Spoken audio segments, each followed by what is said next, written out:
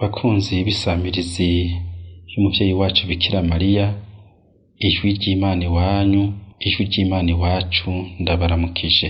Turi ku munsi w'umukama w'17 mu gihe gisanzwe. Muri kumwe na Patiri Aristide Mutunguka, Patiri mukuru wa Paruwasi Ruyigi, Diyoseze Ruyigi. Muze tuzirikanire hamwe ibisomwa vyeranda vy'uyu munsi. Igisomwa ca mbere tugisanga mu gitabo c'amamuko, kigabane 18, akarongo ka 20 kugeza ku ka 32. Gisasirizwa n'Izaburi 138. Igisomwa ca kabiri tugisanga mu ibaruwa umutumwa Paulo yandikiye Abanyakolosi, kigabane ca kabiri, akarongo k'12 kugeza ku karongo k'14. Inkuru nziza tuyishikirizwa na Luka ku kigabane c'11, akarongo ka 2 kugeza ku karongo k'13.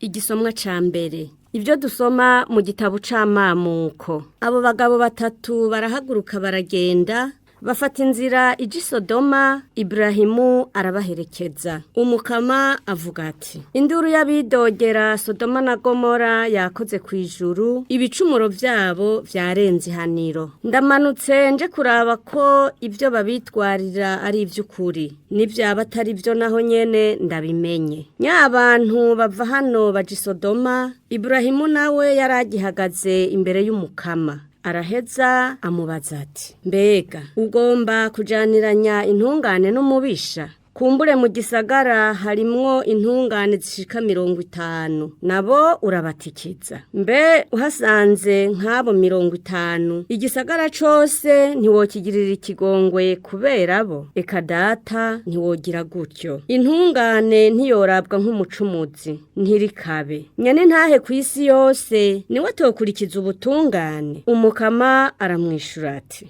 nsanze abantu b'intungane 50 mu bantu ba Sodoma, noca ngirira ikigongwe igisagara cose kubera bo. Ibrahimu ntiyashigwa, asubiza yati: ariko ndubahuka, jewe mvugisha umukama kandi ndivu ndumunyota. Ati: kumbure muri abo 50 harabuzemwo 5, none hahaze 5 woca utikiza igisagara cose kubera ico?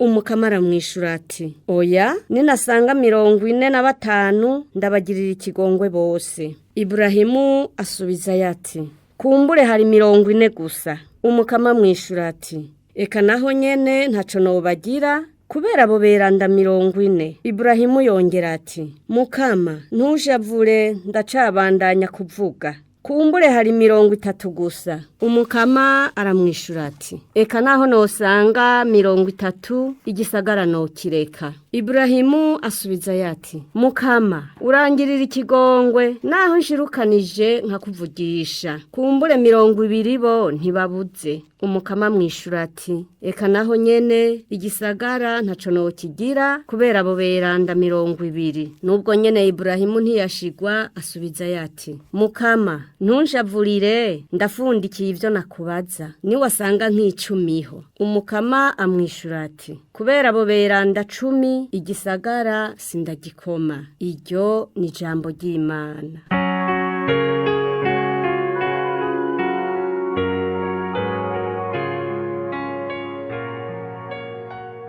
Uranyumvira mukama igihe ndagutabaza. Uranyumvira mukama igihe ndagutabaza. Ngira ngo ukengurukire n'umutima wanje wose, amajambo yanje yashitse mu nyumviro zawe. Ngira nkuririmbire imbere y'abamarayika, nunamira ingoro yawe nyeranda. Uranyumvira mukama igihe ndagutabaza. Ndagukengurukiye kubera urukundo rwawe n'ukuri kwawe. Ibyo waturaganiye birarengeye ivyavuzwe kuri wewe. Aho nagutabaza waranyumviye, ngo ngira ubwoba urabunkiza, ungira umutinyutsi. Uranyumvira mukama igihe ndagutabaza. Ego niko, kuva mw'ijuru umukama abona abicisha bugufi, ariko abanyabwishime bo abamenyera kure. Iyo ngendeye hagati y'amarushwa, uransubiza amagara, bigatera ishavu abansi banje. Uranyumvira mukama igihe ndagutabaza. uraramvura ukuboko kwawe kukaba ariko kunkiza. Ububasha bw'umukama bwamabungirira akamaro. Urukundo rwawe mukama rwamaha imyaka yose, ntuhebe rero ivyiza wamutugirira. uranyumvira mukama igihe ndagutabaza.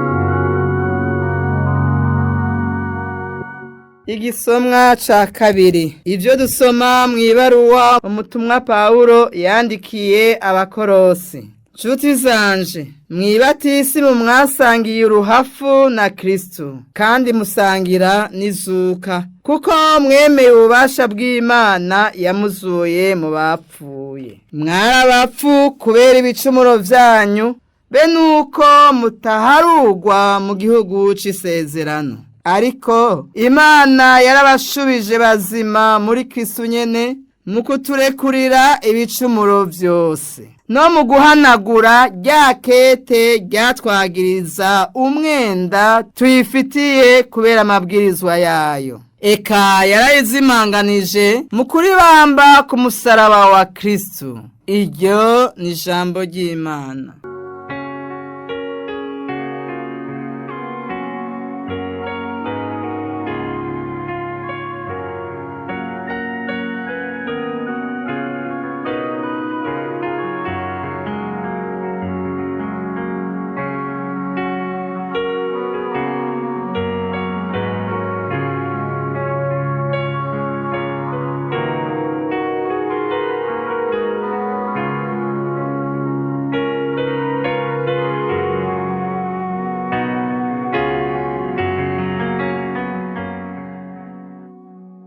Ivyo dusoma mu Njiri Nyeranda yanditse Luka.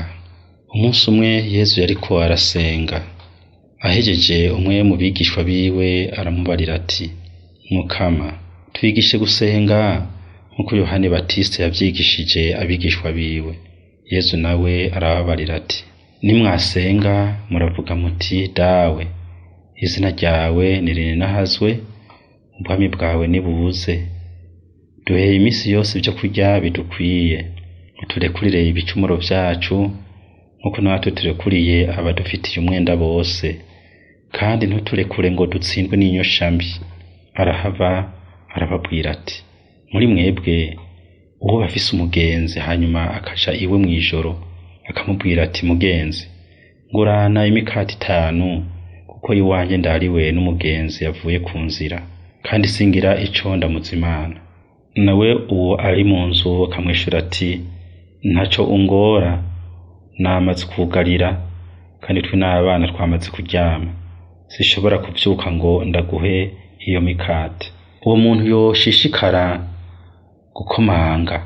Ndababwiye nti, naho atovyuka ngo amuhe kuko ari umugenzi, yovyuka akamuha ivyo akeneye vyose kuko ari karamugora. Nanye ndababariye nti, nimusabe muzohabwa, nimurondere muzoronka, nimwuguruze bazobugururira. Kuko ubusaba arahabwa, urondera araronka, nawe uhuguruje arugururirwa. Muri mwebwe hari umuvyeyi umwana yosaba umukate akamuha ibuye, yamusaba ifi akamuha inzoka, yamusaba irigi akamuha akamina.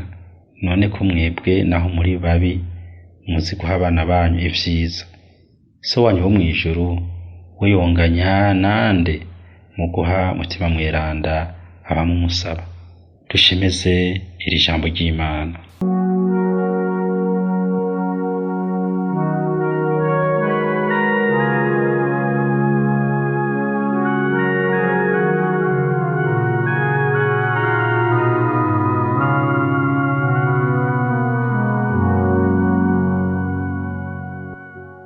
Bavukanye intore z'Imana, mu nkundire tuzirikane ibisomwa by'uno munsi dushingiye ku ngingo 3.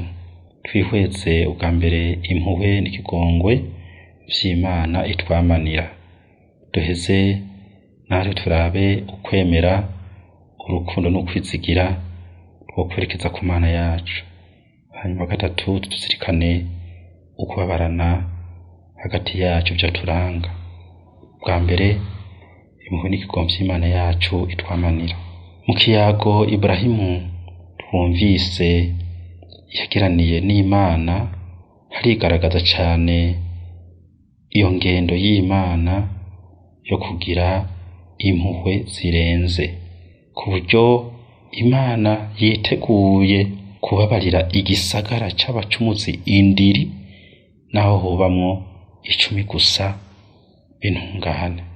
Abo bantu bose bahagararije Imana uko bangana kose, Imana iriteguye kubarekurira ibicumuro vyabo, gucuresha ishavu, guhagarika amahano naho hoboneka 10 gusa b'intungane. Ikiraza ishinga Imana no kubona abantu bose barokotse.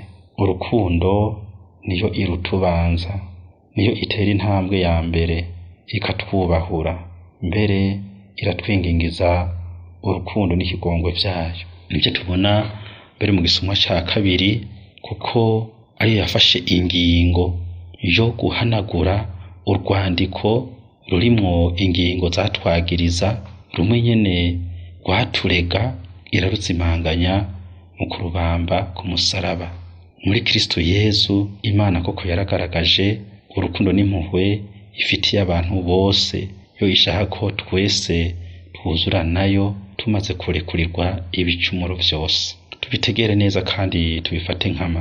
Ubunywanyi bwacu n'Imana ntibushoboka mu gihe tugikoreye ibicumuro. Ntibikunda ko tuba mu bushikirane nyabwo n'Imana tugifise ibicumuro twagirizwa kandi twiyagiriza. Umucumuzi arahunga inyonga z'Imana, kandi Imana nayo ni umuvyeyi, ntishaka na gato kutubona twebwe abana bayo tuyihunga tuyinyegeza. Ishaka kutubona tuyegera, tuyibwira tuti dawe izina ryawe nirinahazwe, ubwami bwawe nibuze, nuganze hose, nusengwe na bose. Ishaka kutubona tuyiyagisha nk'abana bayo, ishaka kutubona tuyisaba ibyo dukeneye vyose nk'abana beza amaso ku muvyeyi. Nico rero ibereyeho no kutubera umuvyeyi, kutubera indavyi yacu, iturabira ivyacu, iduhoza ko ijisho ijoro n'umurango. Nico gituma rero ikora ibishoboka vyose ngo isiture impome zose zidutandukanye nayo, ikatwingingiza ikigongo cayo, ikarondera umucumuzi wese yo yinyegeje, iyo yagiye kunyegera kubera ubwoba no kuyagiriza imbere y'Imana, iheze mugarukane mu bunywanyi bwayo. Ububasha bwayo rero bwose irabukoresha mu kutukura mu kaga k'ibicumuro, kadusagiriza impuhwe n'ikigongwe vyayo ngo twigarurire. Ubugira kabiri, turakeneye kwama tugaragaza ukwemera, urukundo n'ukwizigira dufitiye Imana yacu. Tumaze kubona kuzirikana ubwo buvyeyi bungana gutyo Imana, nahacu kuyemera, kuyikunda no kuyizigira tugaherezako. Turi abana b'Imana, nayo n'umuvyeyi wacu. Yesu mu kutwigisha igisabisho ca Dawe wa twese, ko twavyumvise ariko arayaga n'abigishwa biwe, ashaka cane cane gutsimbatiza muri twebwe umutima w'abana bo mu nzu, dusangire nawe iteka ryo kuba abana ba Dawe, abana biyumva mu Mana. Umwana wo mu nzu niwe ashobora kuyagisha umuvyeyi mu rukundo rw'igishika. Kugira dushobore gusenga neza Imana yacu, ni ngombwa tubanze kuba dutsimbataye neza mu kwemera, mu rukundo no kwizigira Imana tugaherezako. Nivyo tubona vyaranze Ibrahimu igihe ariko arayaga n'Imana yambariza abanyasodoma. Nivyo kandi biseruka no muri cyo gisabisho nyene ca Dawe wa twese twigishijwe n'umukama wacu Yesu Kristo. Wumvirije uko Ibrahimu yavugira abanyasodoma ariko arayaga n'Imana, urabona ko yarafitaniye ubucuti budasanzwe n'Imana, yaratsimbataye mu rukundo rw'igishika afitiye Imana, bigatuma yiyumva mu kwisaba atabwoba, atagukekereza, yaratsimbatiye mu kwemera, kuko Imana yasaba urabona ko ari Imana bari kumwe, itari Imana imanye, Imana bashikirana.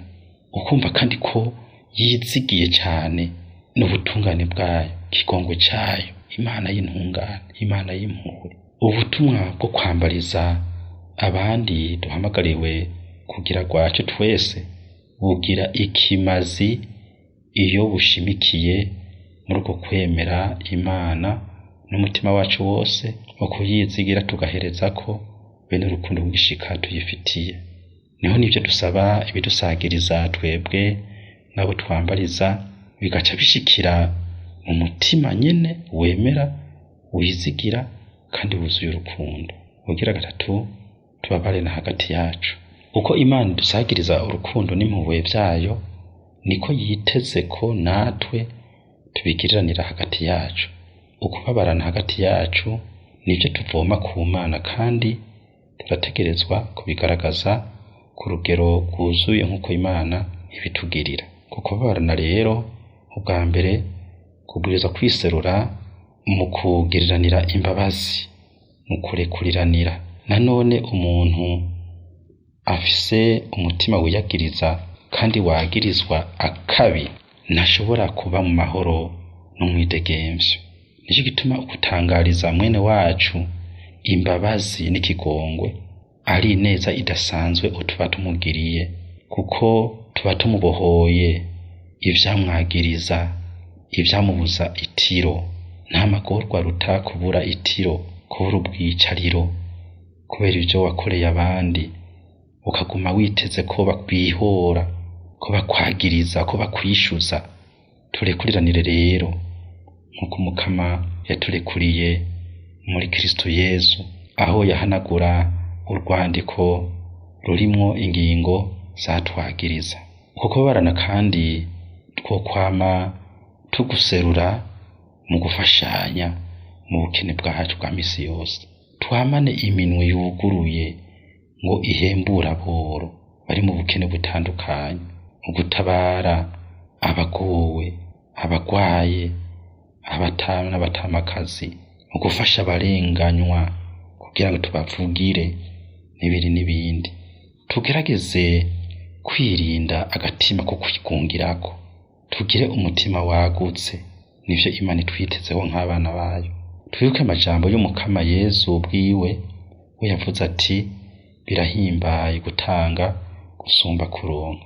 Ivyo Umukama yaduhezagije twimenyereze kwamatamwo ibyo dusabikanya n'abandi, ibyo dushigikiza iterambere ry'igihugu na Eklezia, ntitubihereze vyose mu nda zacu. Ukubabarana kwacu kandi bwa nyuma kubwiza kwigaragaza hagati yacu mu gusabiranira.